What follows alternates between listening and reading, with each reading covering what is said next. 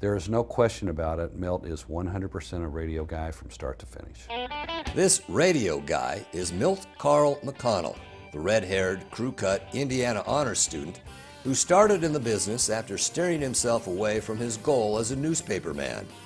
He originally took to the airways covering news, sports, and weather. Really first job was at WFIU, which was the college radio station where I did weather on a beautiful music station, basically, and classical. So, and got the opportunity to be up at 5 a.m. in the morning to give weather. So that started that. Milt moved to Oregon last year, but his contributions to New Mexico radio were impressive. So much so that in 2014, the NMBA voted to induct him into the Hall of Fame.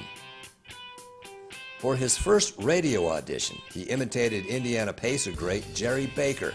It was so convincing, Milt soon began play-by-play on his high school radio station. Well, I really didn't choose sales. I started off doing news. I was a news director in Tell City, Indiana, and was actually doing play-by-play sports there when I saw the sales guys leave to go play golf, you know, about 3 o'clock, and I thought, so I inquired about that, and I found out that asking questions of a decision maker is the same whether they're a newsmaker or a prospective client. And they allowed me to get into sales, and I sold a gospel music program. For the next 40-plus years, he's led the industry with a stellar reputation and a record of accomplishment.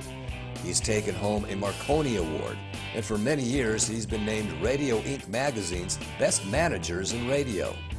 He was the NMBA Broadcaster of the Year. The New Mexico Ad Federation named him their silver medalist in 2005 and in 1998. Milt led the former Citadel stations, now Cumulus, as general manager for 11 years. Before that, he was GM of Trumper in Albuquerque and held other executive sales positions, including vice president of national sales. And now he's the GM at Portland's Alpha Media Group.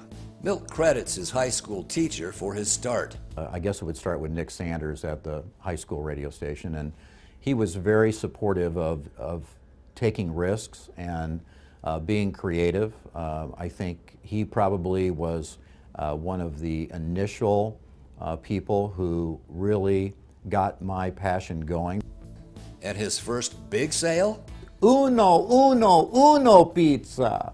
He says he's seen a lot of change since he started.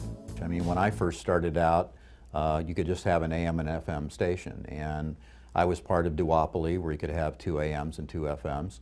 And then the Telecom Act of '96 allowed, obviously, up to 5 in any one service, so we had 5 FMs and 3 AMs.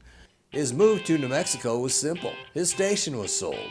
The new company brought in its own people.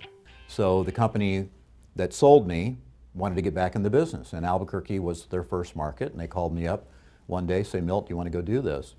And I thought to myself, well, I don't know anything about Albuquerque except it was the youngest median age in the country, that I did remember from American Demographics magazine, and I was going to be running a rock station which had like a 2 share and the competitor had a 10, and I thought, you know, I really can't screw this up, so that's how it happened. In Albuquerque, Milt contributed to many civic projects and was deeply involved in the NMBA. When I was the president, it was a little difficult time economically. That's when the big, 30% haircut happened, and we had to make, we used to take 15 people to Washington, D.C., and we had to, reduce that to 5 to go lobby on behalf of the broadcasters. So there were a lot of cost cutting. We had to do a lot of soul searching about the services that we provided. So I think I'm most proud of the fact that we kept together as a group, and we didn't lose any of our member stations. While in the Duke City, he honed his fishing skills, further developed his love of wine, and with wife Eileen adopted a new best friend, their dog Otto. He even learned to love country music. Milt is one of radio's staunchest supporters. We have a big perception problem.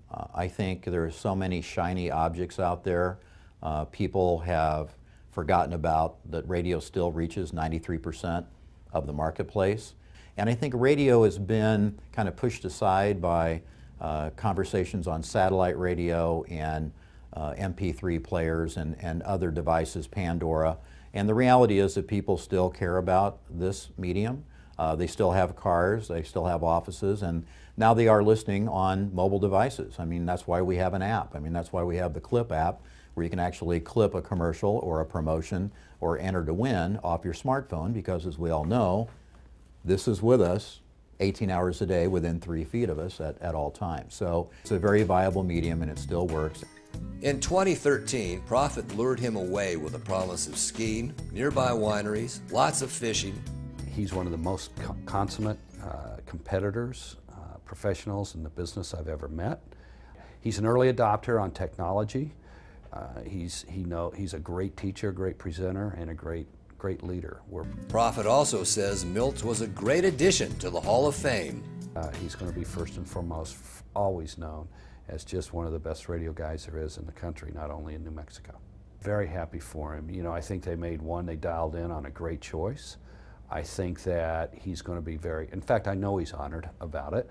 And he's happy to come back home. He spent many years in New Mexico. Oregon's certainly a different town, different way of doing business in a lot of different ways, and Milt was well known and well liked in that. But I think happiness, and well deserved. It's a great recognition. He should be very proud. Please join us in congratulating one of the newest members of the NMBA Hall of Fame, Milt McConnell.